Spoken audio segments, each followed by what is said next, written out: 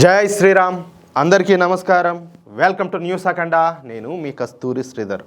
మిత్రులారా, న్యూస్ చెప్పబోయే ముందు మీకందరికీ కూడా ఒక చిన్న విజ్ఞప్తి. సనాతన ధర్మం మన ఊపిరి, హిందూ సంస్కృతి మన అస్తిత్వం. కానీ ఈరోజు మన మూలాలను అలాగే మన సంప్రదాయాలను ఉక్రీకరిస్తూ బలహీనపరిచేటటువంటి శక్తులు రాను రాను కూడా పెరిగిపోతున్నాయి. న్యూస్ అఖండ కేవలం ఒక వార్తా ఛానల్ మాత్రమే కాదు, ఇది అధర్మాన్ని ఎదిరించేటటువంటి ధర్మసేన. మన దేవాలయాల రక్షణ కోసం, మన చరిత్రను ప్రపంచానికి సగర్వంగా చాటడం కోసం, హిందూ సమాజం ఎదుర్కొంటున్నటువంటి ప్రతి సమస్య పైన నిర్భయంగా గళం ఇప్పడం కోసం న్యూస్ అఖండ నిరంతరం కూడా పోరాడుతూనే ఉండాలి.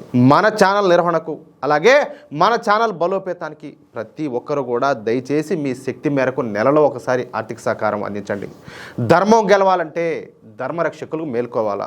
మీరు ఇచ్చేటటువంటి ప్రతి రూపాయి కూడా మన సంస్కృతిని కాపాడేటటువంటి ఒక యజ్ఞంలో సమర్పించేటటువంటి సమిధ. ఏ శక్తులకు తల వంచకుండా నిజాన్ని మాత్రమే నమ్ముకుని సాగుతున్నటువంటి ఈ ప్రయాణంలో మీరు ఇచ్చే చిన్న తోడ్పాటు మాకు కొండంత అండ. స్క్రీన్ మీద క్యూఆర్ కోడ్ ఉంటుంది, అలాగే కింద వచ్చేసి జీపే నెంబరు, పేటిఎం నెంబర్ అవన్నీ కూడా ఉంటాయి. అలాగే కింద కామెంట్ బాక్స్లో అకౌంట్ డీటెయిల్స్ ఉంటాయి. మీరు ఏ రూపంలో అయినా కూడా మన ఛానల్కు ఆర్థిక సహకారం అందించవచ్చు. ఒకవేళ మీరు ఆర్థిక సహకారం అందించడంలో ఏవైనా సమస్యలు తలెత్తితే అదే నెంబర్కు వాట్సాప్ పనిచేస్తుంది. వాట్సాప్లో నాకు ఒకసారి చిన్న మెసేజ్ చేయండి ప్లీజ్. దయచేసి ప్రతి ఒక్కరు కూడా సపోర్ట్ చేయండి. సరే, ఇక న్యూస్ విషయానికి వస్తే, నేనేమైనా అంటే అన్యాను అంటారు, నా మీద పడి ఏడుస్తూ ఉంటారు. కానీ అసలు నేను ఏమి చెబుతున్నాను, అసలు దేశంలో ఏమి జరుగుతుంది, ఎలాంటి సంఘటనలు జరుగుతున్నాయి, వాటి వెనక ఉన్న కారణాలు ఏంటి, అసలు ఏ ఉద్దేశంతో ఇలాంటి ఘోరమైన సంఘటనలన్నీ కూడా జరుగుతున్నాయో ఎవరైనా కూడా ఆలోచన చేస్తున్నారా? నన్ను నెగిటివ్ కామెంట్లు చేసేవాళ్ళు ఎప్పుడైనా సరే దేశంలో ఏం జరుగుతుంది, ఎందుకు జరుగుతుంది, ఏ విధంగా జరుగుతుంది అన్న విషయాల గురించి ఏమైనా ఆలోచన చేశారా? చాలా మంది అయితే ఆలోచన చేయరు. ఒక పక్క మన హిందువులను పూర్తిగా తుడిచివేయడానికి నానా కుట్రలన్నీ కూడా జరుగుతున్నాయి, నానా కుతంత్రాలు జరుగుతున్నాయి. కానీ వాటి గురించి మాత్రం మనం ఎప్పుడు కూడా ఆలోచన అయితే చేయం. కానీ నాలాంటోడు ఎవరైనా ఇలాంటి విషయాలు ప్రజలకు చెప్దామని చెప్పి వస్తే మమ్మల్ని నిందిస్తారు, మమ్మల్ని మతతత్వవాదులు అంటారు. ఇలా అయితే ఎప్పటికి మనం బాగుపడతాము? మనం ఇదే విధంగా ఆలోచన లేకుండా పోతే ఇక భవిష్యత్తులో హిందూ అనేవాడే మిగలడు. ఇప్పుడు యాక్చువల్గా మనం ఏ తప్పు కూడా చేయం, కానీ చాలా సందర్భాల్లో మనల్ని తప్పుడు వ్యక్తులుగా చిత్రీకరిస్తూ ఉంటారు, మనల్ని తప్పుడు వాళ్ళుగా మాట్లాడుతూ ఉంటారు. ఆ అవతల వర్గాల్లో వాడు తప్పు చేశాడని చెప్పేసి వాళ్ళందరికీ తెలిసినా కూడా వాళ్ళనే సపోర్ట్ చేస్తారు. అంత తేడా ఉండదు వాళ్ళకు మనకు. ఇప్పటికే కాశ్మీర్లో హిందూ అనేవాడు లేకుండా పోయినాడు. అందుకు కారణం అక్కడ ముస్లింల జనాభా మెజార్టీగా ఉండడమే. ఇక పశ్చిమ బెంగాల్, కేరళ రాష్ట్ర పరిస్థితుల్లో ఒక్కసారి మీరు చూడండి. అక్కడ ముస్లింల జనాభా 25% చేరుకునింది. అంతే. ఇక ఆ రెండు రాష్ట్రాలలో హిందువుల పరిస్థితి అత్యంత ఘోరంగా ఉండాలి. మనం పండుగలు చేసుకోవడానికి కూడా ఉండదు, ఉత్సవాలు నిర్వహించుకోవడానికి కూడా ఉండదు. పైగా మనం జరుపుకునేటటువంటి తిరునాళ్ళ మీద రాళ్ల దాడులు చేస్తా మన పైన భౌతికంగా దాడులకు దిగుతూ ఉంటారు. అదేమంటే మైనార్టీలు అని చెప్పేసి విక్టిమ్ కార్డు ఉపయోగిస్తారన్నమాట. ఇక్కడ మీరు ఒక విషయం గుర్తుంచుకోవాలా, నేను అందరూ ముస్లింలు అయితే నిందించడంలే, విమర్శించడంలే. రాడికల్ ముస్లింలను లేదా జిహాదీలను మాత్రమే విమర్శిస్తున్నా. మన దేశంలో ఈ జిహాదీలకు అలాగే రాడికల్ ఇస్లామిస్టులకు కొదవే లేదు. వీళ్ళ ఏకైక లక్ష్యం కేవలం మన సనాతన ధర్మాన్ని అంతమొందించడం ఒకటైతే, రెండవది వచ్చేసి మన దేశాన్ని 2047 నాటికి ఇస్లామిక్ దేశంగా మార్చడం. ఇవి వాళ్ళు నిర్ణయించుకున్నటువంటి టార్గెట్లు అనమాట. ఇందుకోసం ఈ ఇస్లామిస్టుల్లో 60 సంవత్సరాల పైబడిన ముసలోళ్ళు, చదువుకునే వాళ్ళు, చదువు సంధ్యలో ఏమి కూడా లేనోళ్ళు, యువకులు, మైనర్లు, చివరికి మహిళలు కూడా పనిచేస్తారు. అంటే పరిస్థితి ఏ స్థాయిలో ఉండదో అర్థం చేసుకోవచ్చు. మొత్తం అంతా ఇన్వాల్వ్ అయిపోయినారు. మొన్న ఈ మధ్య వచ్చినటువంటి కేరళ స్టోరీ సినిమా అదే కదా, అట్నే కదా నడుస్తుంది. ఇప్పుడు మళ్ళీ కేరళ స్టోరీ 2 అని చూడాలి. అది ఒకసారి చూడండి. ఏంలా కళ్ళ కట్టేట్టు చూపించున్నారు. దాంట్లో అయితే ఫీజులు ఎగిరిపోతాయి అట్టే చూసారంటే. అదంతా పచ్చి నిజం. కాబట్టే ఈ ఇస్లామిస్టులు ఏమి చేయలేక సైలెంట్గా ఉండిపోయినారు. ఈ లవ్ జిహాద్ మూలంగా దేశంలో కొన్ని వేల మంది హిందూ అమ్మాయిలు, వాళ్ళ కుటుంబాలన్నీ కూడా నరకయాత్రను అనుభవిస్తారు. నిన్న కూడా నాకు ఒక కాల్ వచ్చింది. అమ్మాయిది వచ్చేసి ఖమ్మం అంట, అబ్బాయిది వచ్చేసి కడప సైడే. ఇద్దరు కూడా డాక్టర్లు. ఆ అమ్మాయిని వాళ్ళు 1.5 కోటి పైగా ఖర్చు పెట్టి ఎంబీబీఎస్ చేయించారంట. తీరా చదువు అంతా అయిపోయింది. ఇప్పుడు ఏం పోయి కాలేజ్ డేస్ నుంచి ఎవరితో ఒకటితో జిహాదీ గారితో పరిచయం అంట. ఇంక నేను వాడినే చేసుకుంటాను, కానీ మీరు సచ్చినట్టు ఈ పెళ్లికి ఒప్పుకోవాలని చెప్తానంట. ఒకటే కూతురు, ఒకటే కూతురు, ఉన్న ఆస్తి అంతా కూడా తగలేసి మీద ముచ్చట పడతానని చెప్పేసి డాక్టర్ చదివిపించారు. డాక్టర్ చదివించిన పాపానికి ఆడింగో జిహాదీ డాక్టర్ గాడి తోలుకునేది, ఇప్పుడు వాటితో పెళ్లి చేయమని చెప్పి తోలుకున్నది. వీళ్ళేమో నోటికి చేతి కొట్టుకున్నారు, అయ్యా మా బిడ్డ ఎంట ఒకటి కాపాడమని చెప్పేసి. సరే, దానికి జరిగేది అవన్నీ కూడా జరుగుతూనే ఉండే. ఈ విధంగా ఉన్నదన్నమాట. ఒక్కసారి మీరు జస్ట్ ఊహించుకోండి, గుళ్ళో భక్తి గీతాలు పాడేటటువంటి అమ్మాయి ఒకవేళ బుర్కాలో కనిపిస్తే కనీసం కన్న తల్లి బాధపడడం కూడా చూడలేనటువంటి కూతురు, అదే అమ్మ గుండెలు పగిలేటట్టు ఏడుస్తా ఉన్నా కూడా మీరెవరో తెలియదినట్టుగా ఉండిపోతే ఎట్టుంటుంది? జస్ట్ ఒకసారి ఊహించుకొని చెప్తా. లవ్ జిహాద్ వ్యవహారం దేశవ్యాప్తంగా ఇప్పుడు చర్చనీయాంశం అవుతున్నటువంటి ప్రస్తుత తరుణంలో భోపాల్లో వెలుగులోకి వచ్చేటువంటి ఒక లవ్ జిహాద్ కేసు ఇప్పుడు నేను చెప్పబోతున్నాను అనమాట.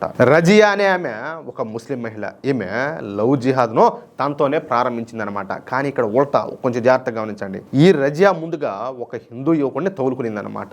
ఆ హిందూ యువకుడి పేరు చందన్ యాదవ్. ఏంది? చందన్ యాదవ్. ఇక ఆ తర్వాత ఈ చందన్ యాదవ్ పేరును, అతని మతాన్ని ఈ రజియా పూర్తిగా మార్చేసింది. అంటే అదేదో పెద్దవాళ్ళు సామెత చెప్పినట్టు ఆగుపోయి ముళ్ళు మీద పడినా, ముళ్ళుపోయి ఆకు మీద పడినా చిరిగేది ఆకే అని చెప్పేసి, ఒకవేళ వాళ్ళు వచ్చేసి మన హిందూ అబ్బాయిని ఇది చేసినా, లేకపోతే మన హిందూ అమ్మాయిని చేసినా కూడా, ఎవరు చేసినా కూడా ఈ జరిగేది అయితే ఇదే, మతం మార్చిపారు దొబ్బడమే. ఆ విధంగా అనమాట.